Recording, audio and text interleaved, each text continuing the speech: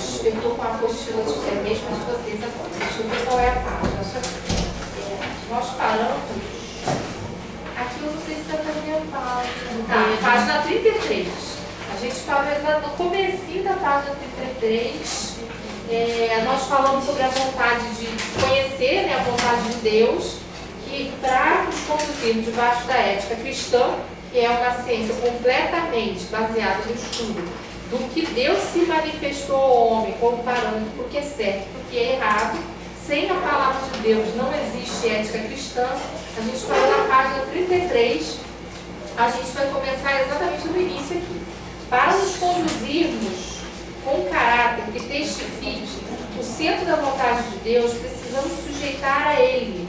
E não somente sujeitar a Ele não somente a nossa vida religiosa ou ministerial, mas tudo aquilo que disser respeito a nós deve estar centralizado nessa vontade.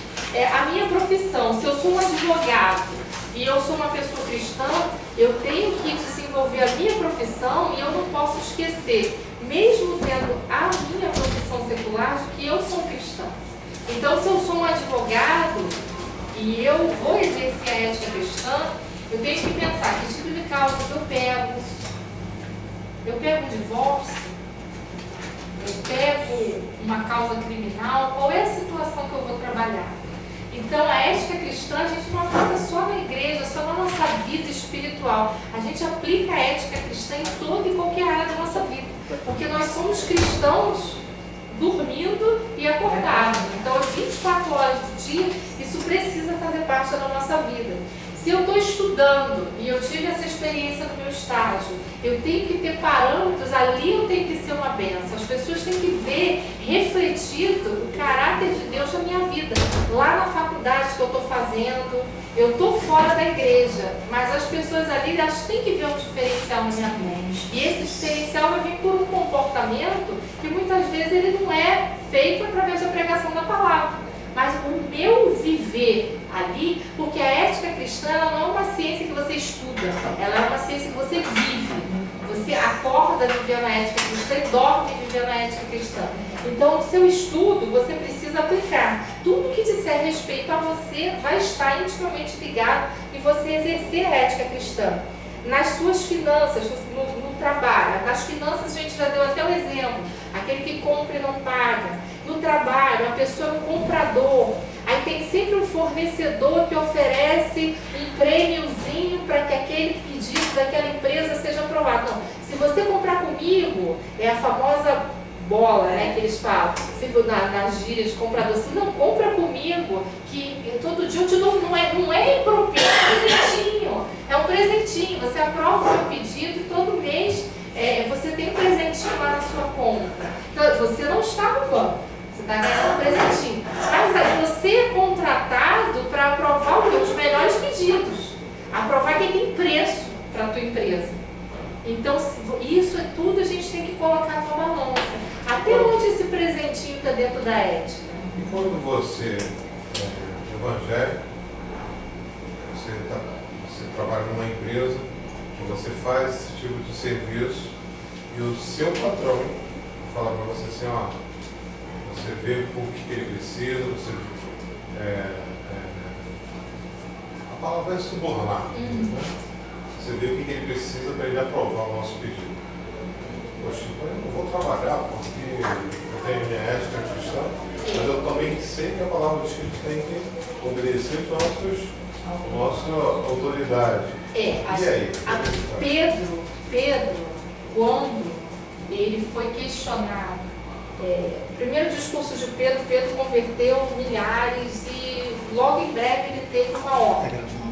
Foi uma ordem do alto escalão político. Para de falar nesse nome. Para de falar no nome de Jesus. Eu tenho até referência disso, que essa mais tarde. Aí, o que Pedro respondeu? Basta você obedecer o quê? Aos homens ou a Deus? E ele continuou pregando a palavra. E eu não estou dizendo, irmão, que você tem que pedir as contas do seu trabalho. Não é isso, entendeu? Mas são situações onde a gente, como cristão, a gente tem que orar muito para pedir discernimento a Deus. Você tem que colocar muito essa situação diante de Deus. Porque eu mesmo já ouvi da boca do meu patrão. Parece que E uma vez eu fui para ele, mas você é. Porque todo dia eu oro para você sempre fazer as coisas certas.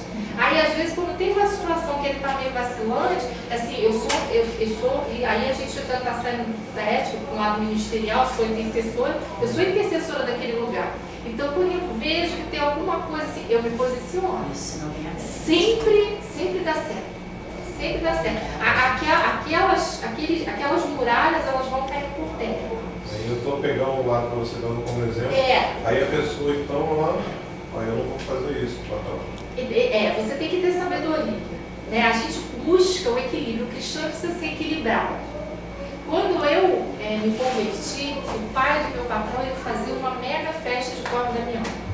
E antes de eu me converter, o dinheiro era dado na minha mão, eu ia na UFA com o motorista, comprava tudo e fazia tudo, empacotava e ele fazia a festa dele lá. Aí ele chamava lá as pessoas que ele tinha chamado na empresa para consagrar aqueles doces. Eu fazia a compra daquele material debaixo de uma ordem. E o primeiro ano de convertido, eu cheguei perto do pastor da igreja que eu me converti, eu não me converti aqui, eu falei, pastor, o que eu vou fazer? Dia 27 está chegando e a ordem já está lá, tudo que ele quer que compre. Ele falou, obedeça ao teu patrão como se você obedecesse ao teu. Você não está consagrando nada, você não está servindo aquilo ali. Eu fui, fiz as compras, mas aquilo ali o Espírito Santo me entristeceu muito. Eu fiz e fiz contrariada e eu fiquei com uma tristeza muito grande, eu não queria ter feito. Passou um ano, chegou de novo a época de Corvo Damião. Eu sentei com ele e falei assim, olha, eu sempre lhe ajudei, mas o senhor sabe que eu me converti, vai comprar tudo que eu creio, por favor, não vou fazer só para comprar. E a partir daquele ano eu nunca mais comprei.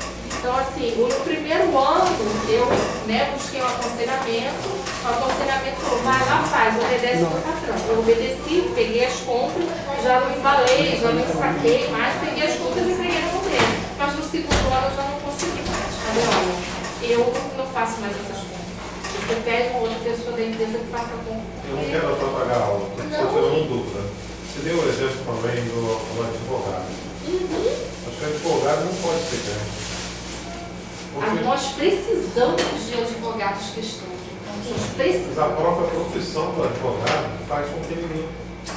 Eu acredito que um advogado cristão ele pode escolher segmentos. Tá? Não necessariamente eu preciso ser um advogado criminal. Não necessariamente eu preciso ser um advogado que vai atuar com mentiras. Eu posso pegar causas de defesa do consumidor e defender o consumidor naquilo que ele foi lesado.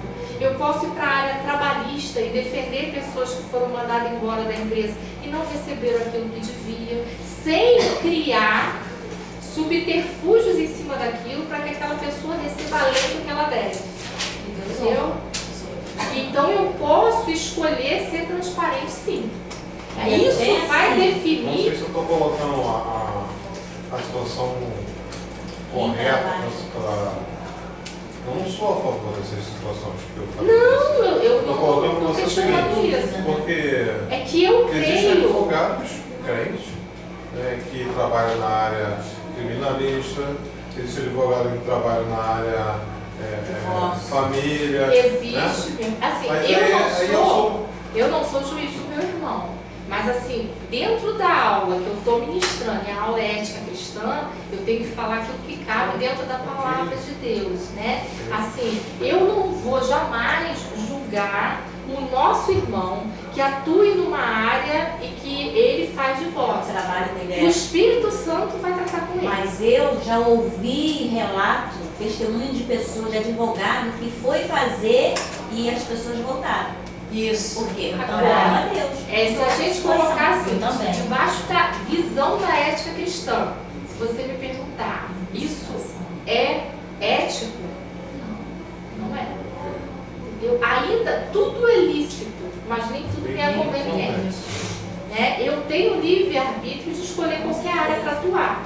Então, se eu quero me manter 100% dentro de um padrão bíblico da palavra de Deus, eu tenho que pedir discernimento a Deus e qual é o ramo da da minha profissão que eu vou atuar para poder andar em integridade, porque a palavra de Deus que é aquele que vai entrar no céu, é aquele que tem as mãos limpas e o coração puro.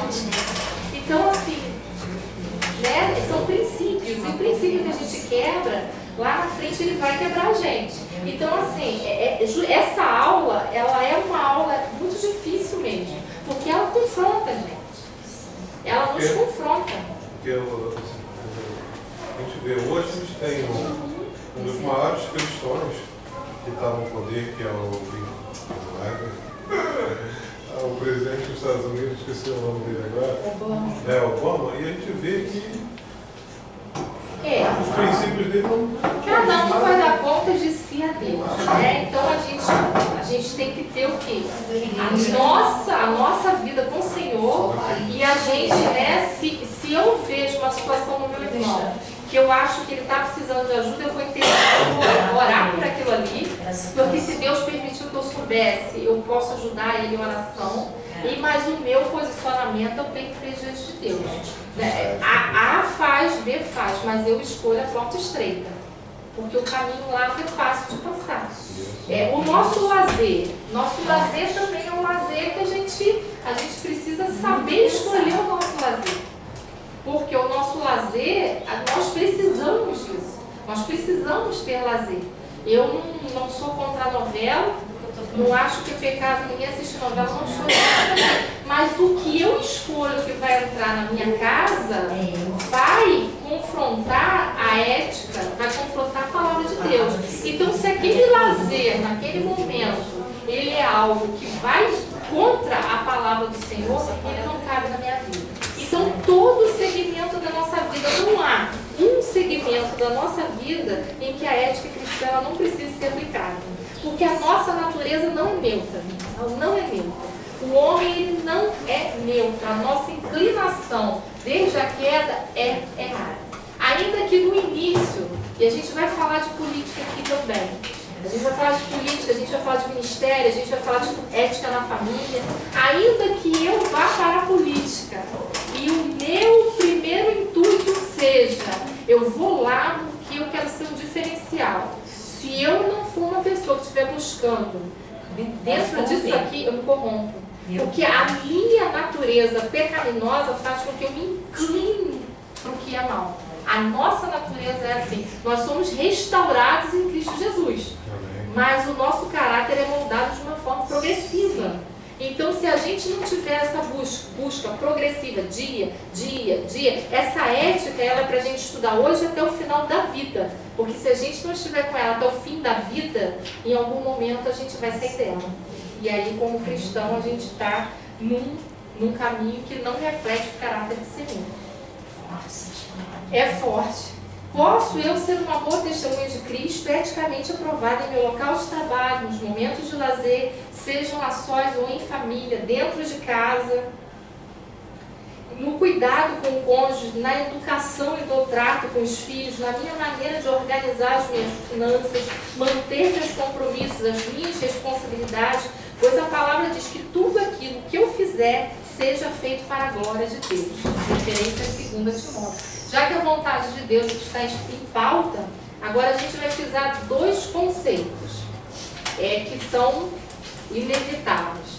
A gente está falando da vontade de Deus, né? A ética cristã, ela vem a partir da palavra. A palavra de Deus, a vontade de Deus revelada na Bíblia, Ele quis se revelar ao homem. O plano de Deus de usar os 40 autores para fazer a Bíblia foi se revelar ao homem, revelar o plano de salvação. A gente falar de teologia sem ética é a mesma coisa que a gente pregar a Bíblia e não falar da mensagem da cruz, nem de Cristo, nem da salvação. Não tem como. É uma das ciências mais teocêntricas que tem, é a ética cristã. Porque ela toda é focada na palavra. Nós temos 2 vontades de Deus que a gente denomina. A vontade diretiva de Deus e a vontade permissiva de Deus. O que é a vontade diretiva de Deus? É a capacidade de Deus por si só escolher o que é melhor para mim. Deus tem um plano, um propósito, um projeto de vida para cada um de nós traçado. Essa é a vontade diretiva de Deus. Se eu vou permanecer dentro desse plano, desse projeto ou não, aí é outra situação. porque eu tenho livre-arbítrio. Então, muitas vezes entra a vontade permissiva de Deus. Eu botei alguns exemplos aqui para ilustrar mais a vontade diretiva e a vontade permissiva. Em Isaías 46:10, a palavra diz: farei cumprir toda a minha vontade. Quando Deus fala isso em Isaías, ele está expressando que a vontade é diretiva. Ele tem um propósito. Quando ele tem um propósito, ele vai fazer aquele propósito cumprir. Se eu me negar, estar no centro desse propósito, ele vai levantar uma outra pessoa que cumpra. Eu vou ficar além daquilo que ele desejou para mim, mas ele vai levantar uma outra pessoa para cumprir esse propósito. Mas a vontade dele vai ser cumprida. Isso é vontade diretiva de Deus. Vontade diretiva de Deus. Lucas 22:42. Jesus orou e falou: Pai, se quiseres, passa de mim esse cálice. Mas ele não passou. A vontade diretiva de Deus naquele momento era que o sacrifício fosse feito para a remissão do pecado da humanidade. Deus tinha um plano, a vontade diretiva dele era esse plano, e ainda que Jesus tenha feito a oração, o plano foi cumprido até o final. Vontade diretiva de Deus. A vontade permissiva de Deus é a tolerância de Deus conosco. Quando fazemos escolhas, sem que Deus, contudo, aprove a atitude que nós tomamos. Eu coloquei aqui alguns exemplos. Deus nunca desejou que Israel possuísse outro rei que não fosse ele. Porém, Israel insistiu e Deus permitiu que Saul fosse o rei sobre a nação. Aqui não tem só o livre-arbítrio do povo escolher, não houve a vontade permissiva de Deus. Deus chamou o profeta e falou: Samuel, unge Saul. Saul vai ser o rei. Mas nunca foi o plano inicial de Deus que aquele povo tivesse um rei humano. O rei que estaria sobre aquela nação era Deus. Ele reinaria. Ele criou os estatutos, ele deu as leis, ele preparou aquele povo como cidadão, ele levantou líderes diante daquele povo, mas quem reinava era ele. Israel não entendeu isso. Então, Samuel comete aparentemente uma conduta parecida com a de Eli. Eli consegue preparar o Samuel e tem 2 filhos que não seguem o caminho correto. E no final da vida de Samuel, o povo chama e diz: tu já está velho e teus filhos não andam nos teus caminhos. Quer dizer, uma história se repetindo, de uma maneira mais branca, mas se repetindo. Teus filhos não andam nos teus caminhos, dá-nos um rei. Então o povo começa: dá-me um rei, dá-me um rei, dá-me um rei. Deus permite que Saul seja ungido rei. Esse não era o plano inicial de Deus, mas é a vontade permissiva de Deus.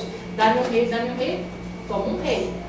E muita coisa que aquele povo passou por causa da vontade permissiva de Deus.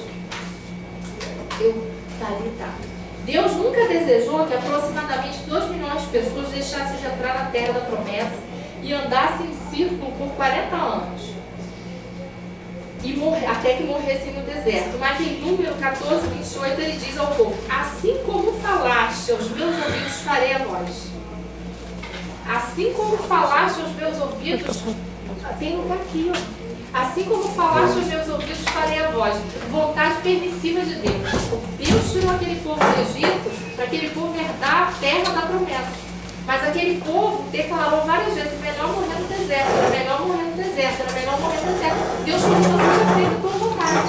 Não tem coisa pior para nós, irmãos, quando Deus fala, ao invés de seja feita a vontade dele, ele olha para nós e fala: seja feita a tua. Porque a nossa vontade não é só de caridade. E foi o que Deus fez com aquele povo. Chegou uma hora que Deus, ele declarou a vontade permissiva. É isso que vocês estão declarando? Que vocês vão morrer no deserto? Então seja feita com a palavra da boca de vocês declarou. Seja feita a vontade de vocês. Por isso é que a gente sempre deve buscar: Senhor, qual é a sua vontade? Para a gente exercer o Pai Nosso, seja feita a tua vontade. Porque quando ele diz seja feita a sua, dá isso aqui, a gente morre no meio do deserto. Então a pior coisa que tem é a gente sair da vontade diretiva de Deus e entrar na permissiva. A gente sai completamente dos planos. E aqui existe uma ilustração que aí não dependeu da vontade dele, que foi o sofrimento de Jó. O sofrimento de Jó foi uma vontade permissiva de Deus. Quando Satanás chega e expõe Jó e pede para tocar em Jó, expõe que Jó era justo e reto porque temia Deus pelos bens que Deus cercava, então Satanás insiste que Deus permitisse que ele tocasse em Jó, e ele só toca em Jó pela vontade permissiva de Deus. Então, ainda que Deus tivesse abençoado Jó e cercado eles de todas as coisas boas, ali existe o exercer da vontade permissiva de Deus. Para ter...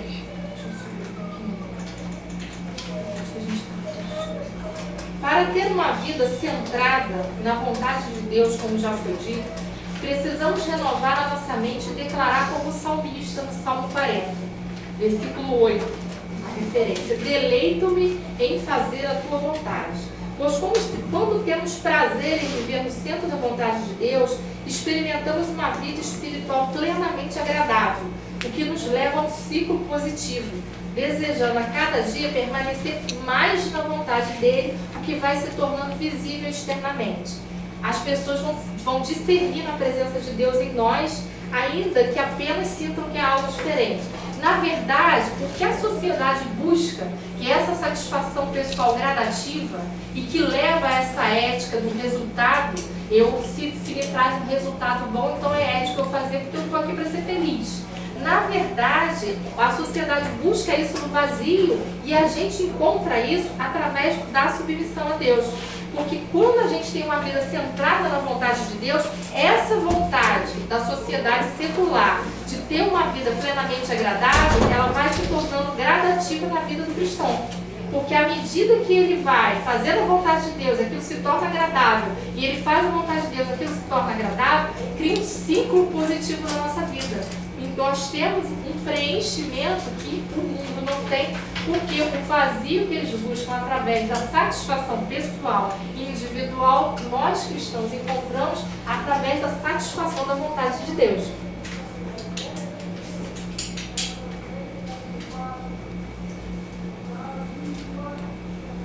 Podemos afirmar, e as pessoas vão discernindo isso na nossa vida. Muitas vezes a pessoa ela não sabe expressar.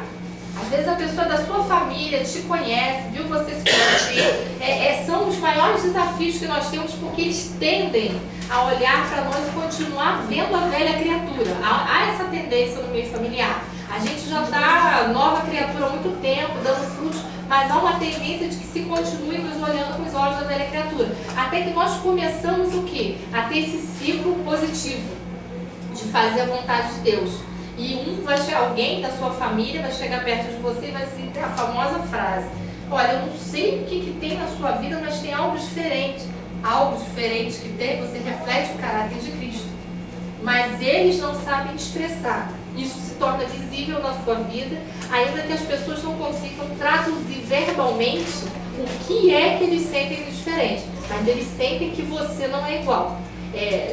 Se eu chegar num lugar e uma pessoa não souber, não conseguir perceber que eu sou evangélica, meu mundo acabou. A minha maior alegria é quando alguém chega pra mim e pergunta: você é evangélica, você é crente? E eu solto fogo, rojão, porque assim, eu quero que elas sintam que sim, precisa sentir. E aí às vezes a gente quer um feedbackzinho, vai falar assim: por quê? Tipo assim, o que viu de diferente? E isso é bom, porque a pessoa fala pra você que você fala assim: caramba, eu estou conseguindo iluminar, eu estou conseguindo ser luz nessa área, eu estou conseguindo ser sal. Há alguma coisa diferente que as pessoas perceberam em mim. A pior coisa que tem é ser crente ninja. É aquele crente que ninguém sabe que você é crente. Por algum tempo, no meu local de trabalho, nós fomos maioria. Hoje em dia não somos mais. Somos apenas duas. E uma está com problema, está meses sem a igreja, então eu estou assim meio que, navegando no oceano solitário, mas glória a Deus. E no momento em que nós éramos maioria ali, mais da metade da empresa era cristão, um dos diretores falou assim: você está andando tanto com as meninas para uma funcionária que você vai acabar se convertendo. Aí eu falei assim: ela é convertida, ela é cristã, desde que você selecionou ela é cristã. Aí ele falou: ela é cristã? Ela é evangélica? Você é evangélica? Não acredito. Aquilo ali não foi comigo. Mas assim, parecia que ele tinha enfiado uma faca. Eu falei: se fosse eu ia sair chorando. Se ele fala pra mim que eu não pareço ser cristã, eu morro aqui. Porque eu preciso parecer. E cristão, ele quer dizer pequenos cristos. Nós somos pequenos cristos, nós estamos aqui para refletir ele. Se eu não estou refletindo, tem alguma coisa errada comigo. Então, assim, a maior alegria que eu tenho é essa.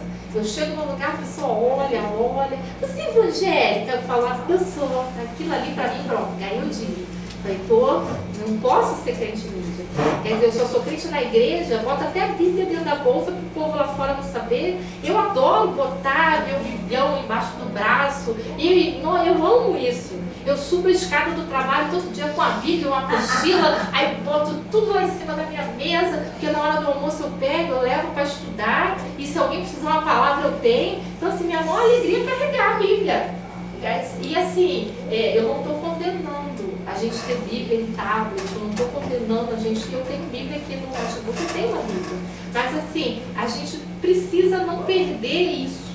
A gente precisa não perder essa coisa bonita de andar com a Bíblia embaixo do braço, das pessoas olhar para a gente na rua e falar, vai os Bíblia. Eu tinha um colega de trabalho que ele chamava de Bíblia. Você é Bíblia, né, pastor? Mas me chamar de que sou. Vamos Bíblia. Os Bíblia onde chega.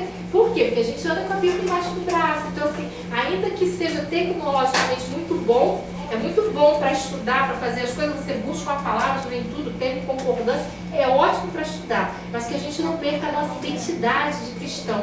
E a nossa identidade de cristão faz parte, a gente estar com a nossa Bíblia ali com o maior carinho carregando. Você é cristão há muito tempo? Eu, faz 9 anos. Eu gostaria de ter nascido cristã, mas Deus já tratou comigo isso. Sabe, eu sempre falava que eu gostaria muito de ter nascido num lar evangélico. Falava, até que um dia eu cheguei no supermercado e eu encontrei a única menina evangélica, acho que eu tinha 7 anos na turma. Ela era uma extraterrestre da turma, porque naquela época muito pouca gente evangélica. Eu estou com 43 anos, então isso foi há 35 anos atrás. Há 35 anos atrás, você tirava um crente dentro de uma sala de aula. E ela era uma extraterrestre da sala. E ela era filha de pastor, então ela era extraterrestre 2 vezes. Né? Todo mundo botava a saia de prega com o joelho aparecendo, ela usava saia na canela. Então ela era o ET da sala. E eu encontrei com essa menina e a gente começou a conversar. E na época a gente nem se dava muito. E a gente começou a conversar. E eu falei pra ela, puxa, hoje eu sou convertida. E perguntei pelo pai dela, meu pai faleceu. Eu falei, puxa. Aí ela falou assim, você se converteu, ora por mim para desviar.